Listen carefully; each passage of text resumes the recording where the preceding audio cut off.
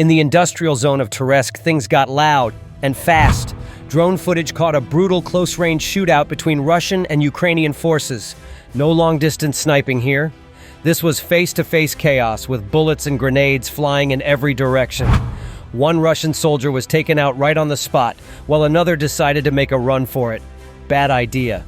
He barely got a few steps before being dropped mid-retreat. Over the last 24 hours, Ukrainian forces have been playing a non-stop game of not today along the entire front. The most heated brawls happened in Pokrovsk and Lyman, where Russian troops seemed determined to break through and ended up paying the price. According to Ukraine's general staff, there were 216 separate clashes. That's not a typo. Russian forces reportedly lost 1,540 men, either wounded or killed, and over 160 vehicles and weapon systems went up in smoke. Probably not the day they were hoping for.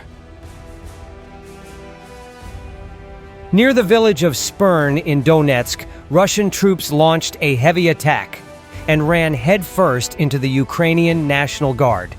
Big mistake. Armed with Mavic 3s, Vampire drones, and a fleet of FPV kamikaze drones, Ukraine's response was more of a drone apocalypse than a counterattack. By the time it was over, 27 Russian troops were gone, and 3 more were left injured. Spern held firm, and the sky still belongs to Ukraine. A video surfaced showing what looks like a clean strike on the barracks of Russia's 112th Missile Brigade in the village of Shuya. The clip captures both the moment of impact and the smoldering aftermath. Not much left standing. Judging by the silence from Russian officials, they're either still counting the damage or just hoping no one notices. Ukrainian drone operators went full-on tactical mode, zeroing in on armored vehicles and blowing them sky-high with stunning precision. As soon as the armor started cooking, Russian infantry poured out of their vehicles like ants from a kicked nest, running for nearby houses, woods, or anything that looked like cover. Problem is, those drones weren't just there for show. They tracked every single heat signature, every movement. One by one, the scattered soldiers were located and taken out. The strategy is simple. First, you fry the tanks, then you go after the people hiding behind them. With thermal sensors and sharp coordination, Ukraine's drone units cleaned up the entire zone. When the dust settled, not a single Russian soldier remained standing. Just another methodical takedown, Ukrainian style.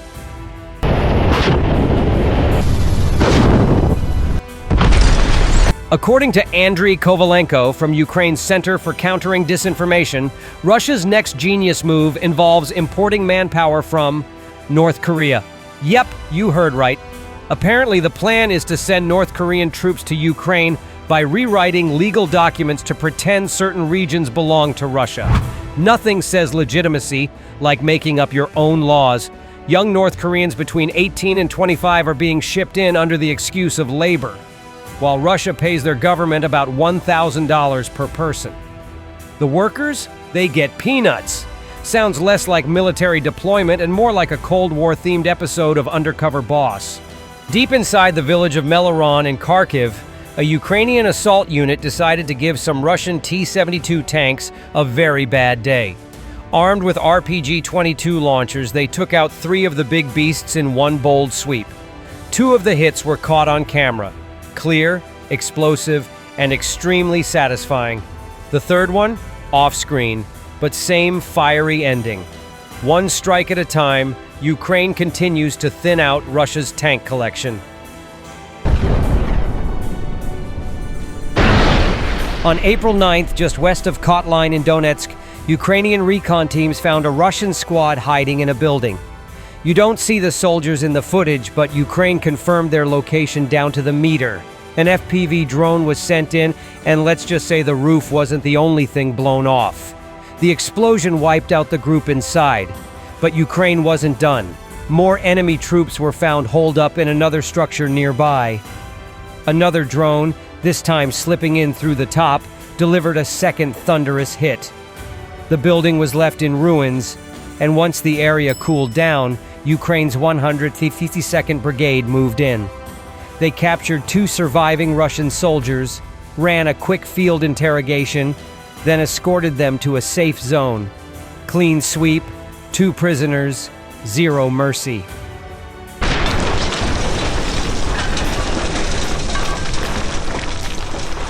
Ukraine's 4th Rangers Special Forces rolled into the Lochnia settlement in Sumy with a T-64BV tank leading the way. The moment they arrived, they opened fire on known enemy spots, no warm-up, just straight to business.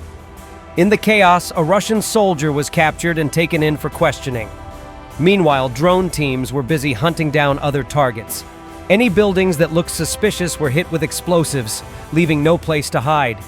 Ukrainian soldiers went through the aftermath, checking bodies and gathering anything useful: maps, phones, notebooks, IDs, anything that could expose Russia's next moves.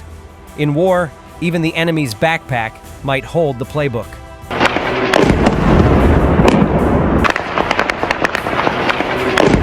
In Novopastinka, Donetsk region, Ukrainian FPV drones were back at it. First, they spotted a Russian MTLB carrying ammunition and hit it squarely, turning it into a mobile fireworks show. Moments later, a BMP-3 tried to sneak through. Didn't get far. The blast from that one shook the entire zone and took a chunk out of Russia's ability to fight in the area.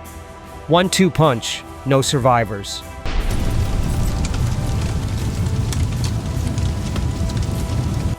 Ukrainian forces identified a Russian position in the village of Gopterivka, right inside the Kursk region. Once they confirmed the target, an airstrike was launched that wiped out 2 buildings in seconds. Afterward, drones captured footage of Russian soldiers crawling around the wreckage, digging through the rubble, and trying to pull out survivors. What happened next? That part's not shown, but judging by the level of destruction, whatever came after wasn't pleasant. The message was clear. Even deep behind the lines, there's nowhere safe to hide. Deep in the forests of Kursk, Ukrainian recon units teamed up with the 78th Airborne to hunt down one of Russia's more prized possessions, Buk air defense systems. They spotted a Buk M2 hidden under branches and dirt, clearly trying its best to disappear. A drone strike later, it was scrap metal. Not far away, another one, a Buk M3, was also spotted trying to play hide and seek.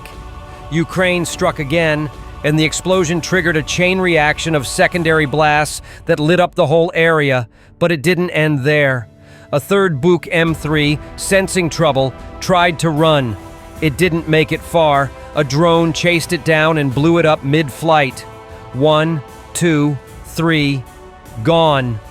Ukraine's precision, plus some HIMARS data and a little NATO intel magic, made quick work of Russia's air defenses. It's not just a win, it's a shift in the skies.